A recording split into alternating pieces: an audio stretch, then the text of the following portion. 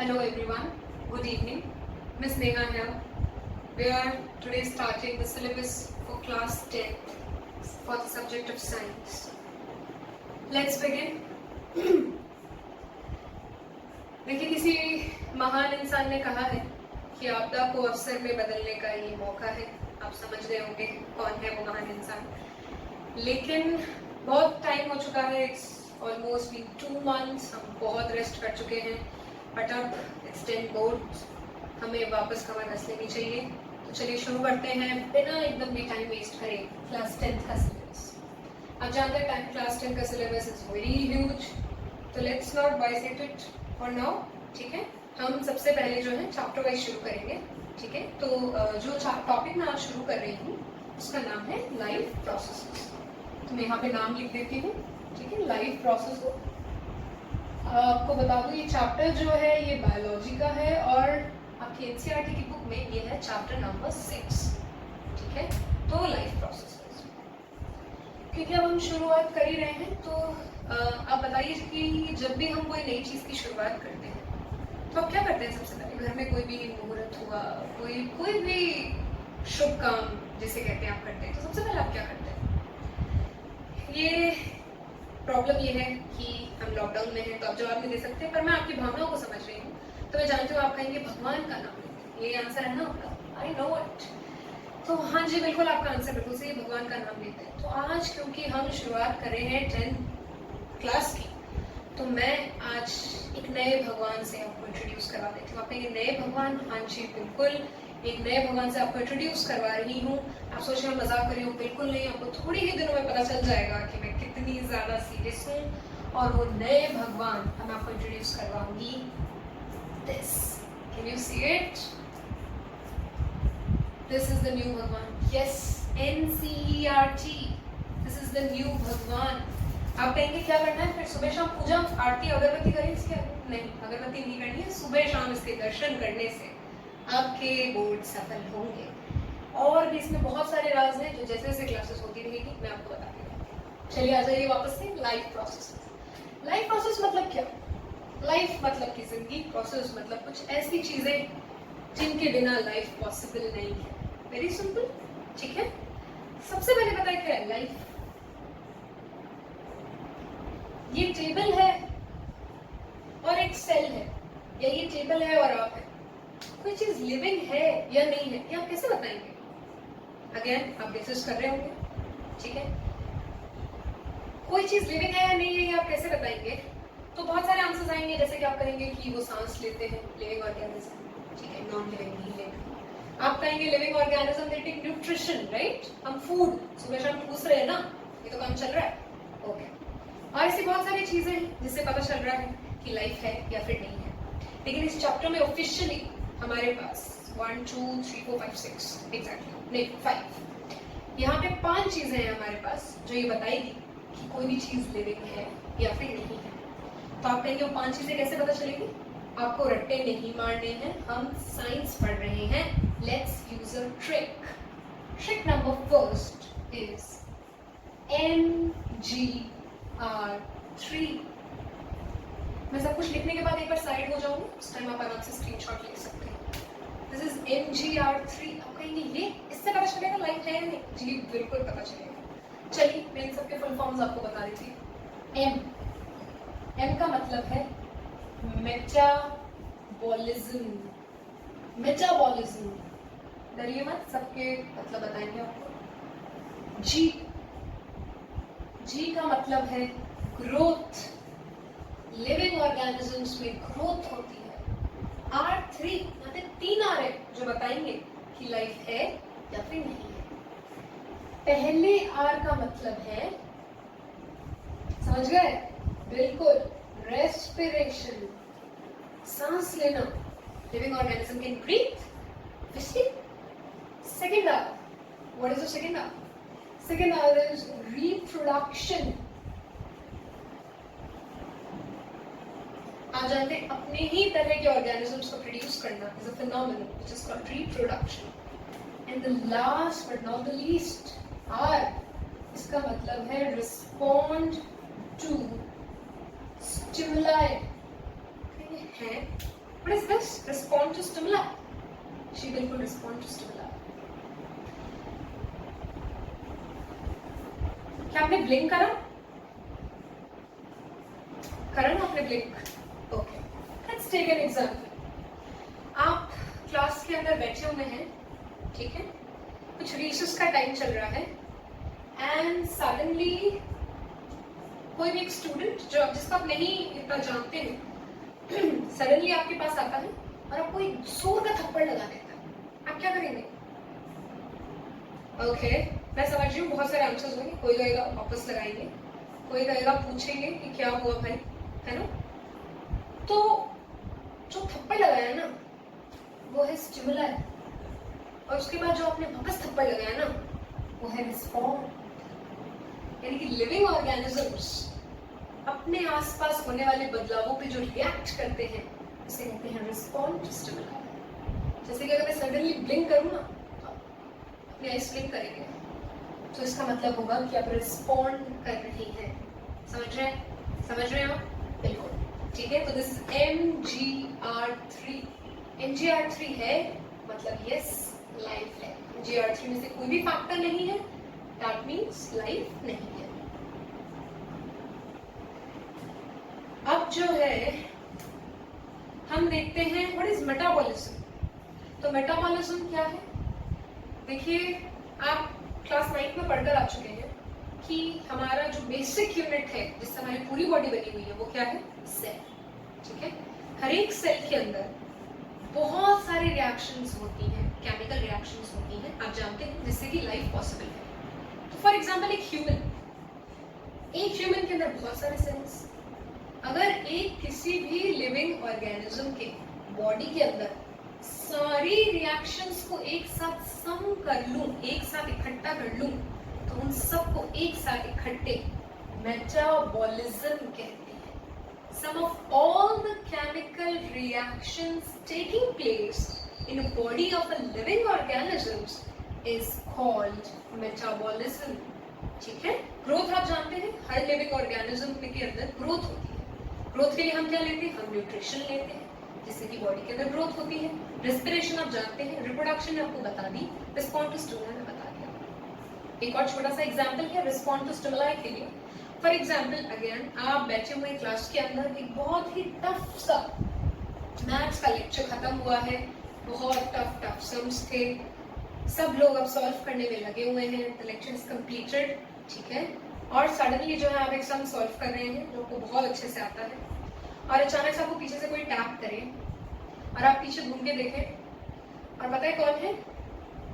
आपका या आपकी crush.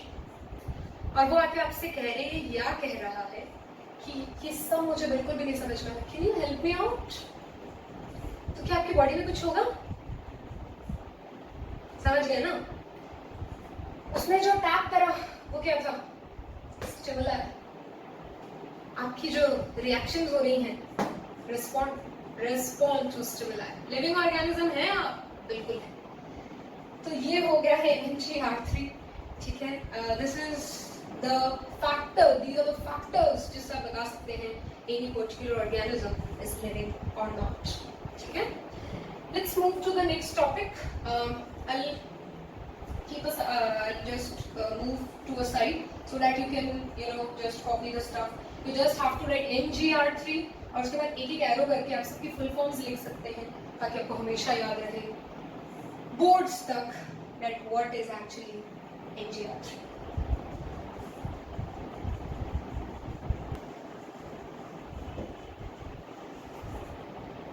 The very next topic that we are discussing is nutrition. आप जानते हैं न्यूट्रिशन के बिना बॉडी नहीं चल सकती। फॉर एग्जाम्पल मेरे ख्याल से न्यूट्रिशन तो नॉन लिविंग वालों को भी चाहिए। क्यों? दिन भर स्कूटी चला रहे हैं, पेट्रोल खत्म हुआ तो पेट्रोल डलवाना पड़ेगा वापस।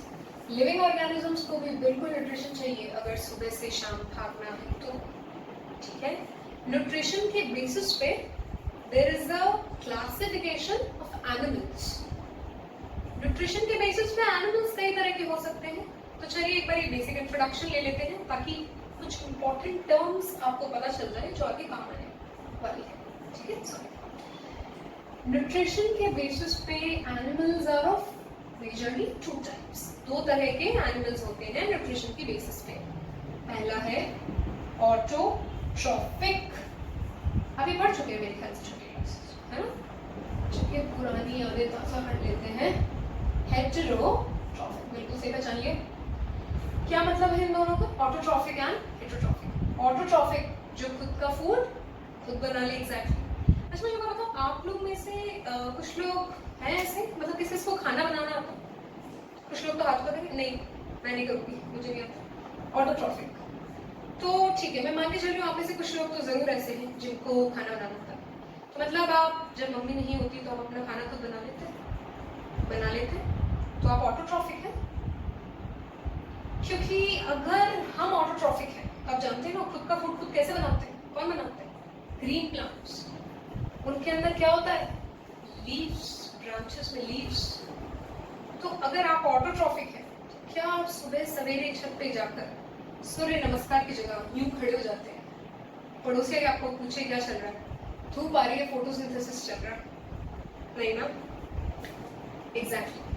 ऑटोट्रॉफिक का मतलब है खाना खुद बनाना नहीं, खाना खुद मतलब ओरिजिनल फूड खुद सिंथेसिस करना। वो सिर्फ कौन करते हैं? Green plants, exactly.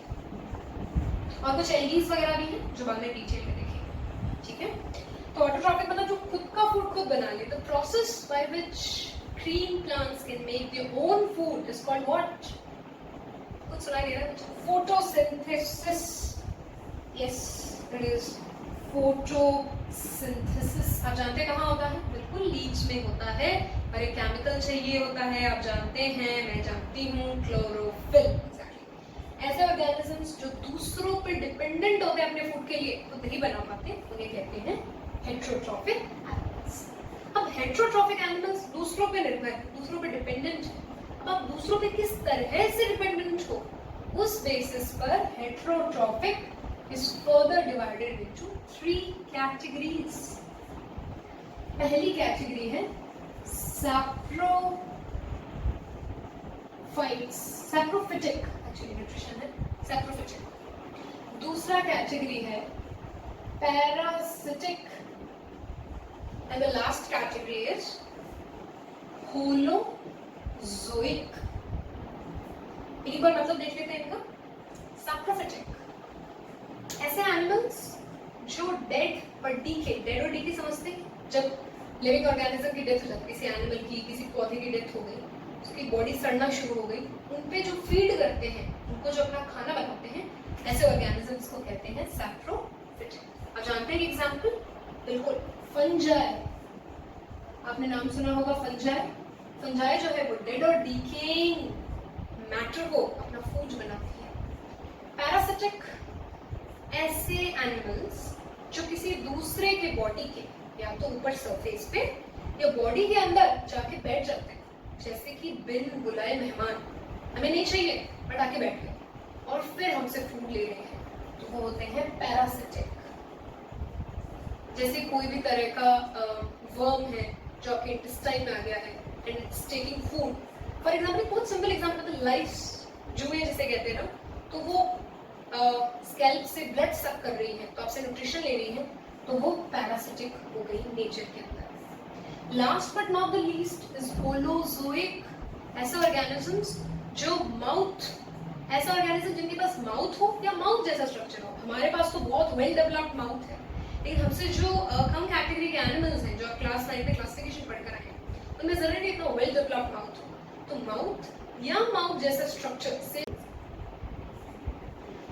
Holozoic animals, यानी कि ऐसे एनिमल्स जो कि माउथ या माउथ जैसा स्ट्रक्चर, माउथ जैसा मतलब क्या है सुनिए।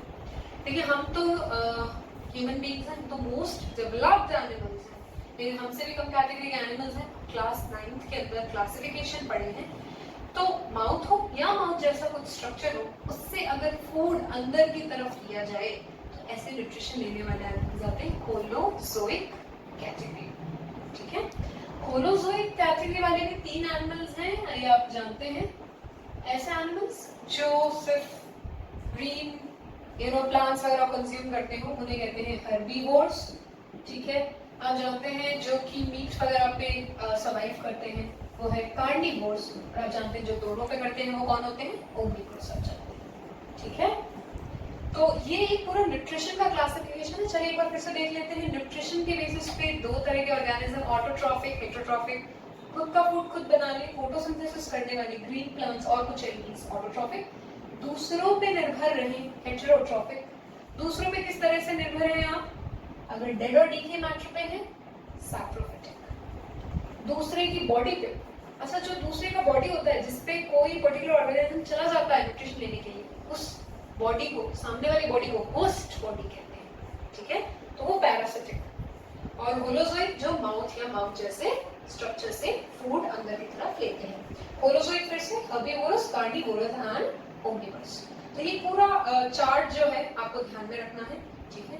ये पूरी तरीके से बताएगा कि न्यूट्रिशन के बेसिस पे एनिमल्स कितने तरह के होते हैं, ठीक है। अब आगे एक छोटा सा पार्ट लेते हैं होलोजोइक न्यूट्रिशन का।